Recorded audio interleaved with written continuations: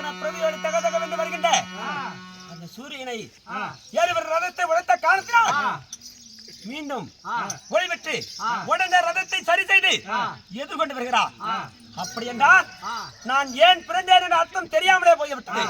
எந்த அக்கினியில் பிறந்தேனே அதே அக்கினியிலே விழுந்து இறப்பதை தவிர வேறு வழி இல்லை.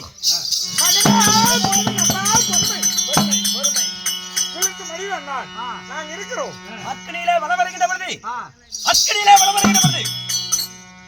மகளே, அதாவது நமக்கு நம்முடைய அமைச்சர் ஒரு குழந்தை பிறந்து விட்டார். ஆனா பிறந்த குழந்தைக்கு பெத்த தாயும் தகப்பனும் தான் பேர் வைக்க வேண்டும்.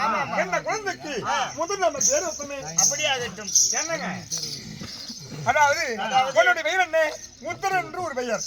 ஆமா, என்ற உத்தரனுடைய அவஸ்தான பிறந்த முடியாது. என்ற முதல் அரக்கமான் கோட்டைக்கு ஒலிக்கு பிறந்த முடியாது. இந்த உத்தரனுக்கு மகனா பிறந்த முடியாது. என்ற முதல் இவனுக்கு உத்தரவணி என்று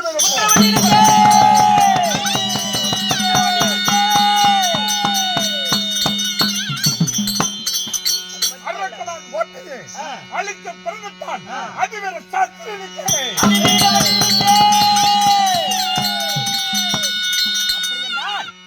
அக்கிலே பிறந்ததனால் அன்னையை கண்டு அஞ்சாத அக்கிலே பிறந்த அதிவீர வன்னியன் அன்னையை கண்டு அஞ்சாத வன்னியன்.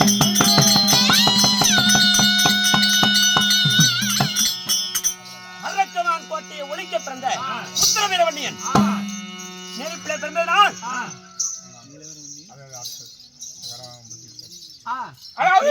அடிக்க ஒரு கை அன்னைக்கு இருக்கை வடித்து அதிவர சந்திரனுக்கு